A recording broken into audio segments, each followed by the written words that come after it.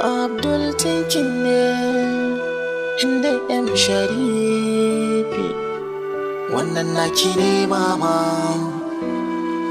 Rayuwa na yi nazari duk wanda ya zama to a raye, wataran sai ya rasu ko yana so ko zai zuba da hawaye.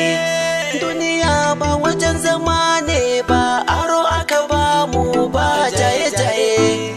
Mu rike Allah gwani mu fita ne da manzo na fiyayye.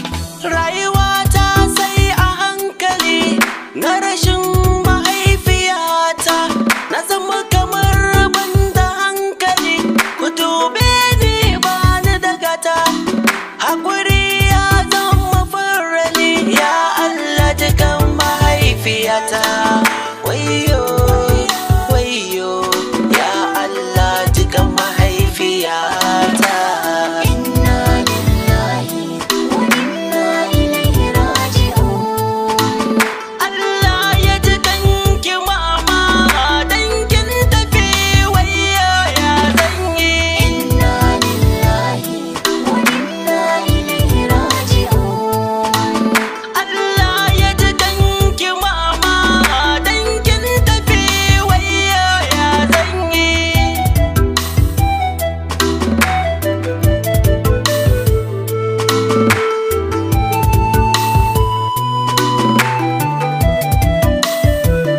Allah na gode, kullu nafsin zai katile mutu, duk mai da tilas ne ya mutu.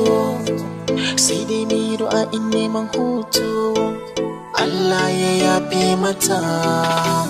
Ko kakari na ka share da wayar abokina, da ni da kai za ta zo kan wata rana. Ka zo mu roki Allah, mun yi sallah, na san za ya kalla. Ya Allah, mutuwa na san tana da zafi, hakuri da za ka yi shi ya hafi. Wanda ya mutu ba zai dawo ba, addu'a za mu yi shi za ya je gare ta. Ya Allah, Inna lillahi wa inna ilaihi raji'un.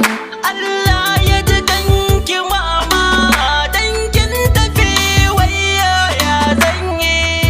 Wayyo mama, wayyo mama, wayyo mama na, wayyo mama na. Duk abin da nake so cikin duniyan nan mama tana bani. Yanzu fata nan na lalace dare da rana kullum tunani.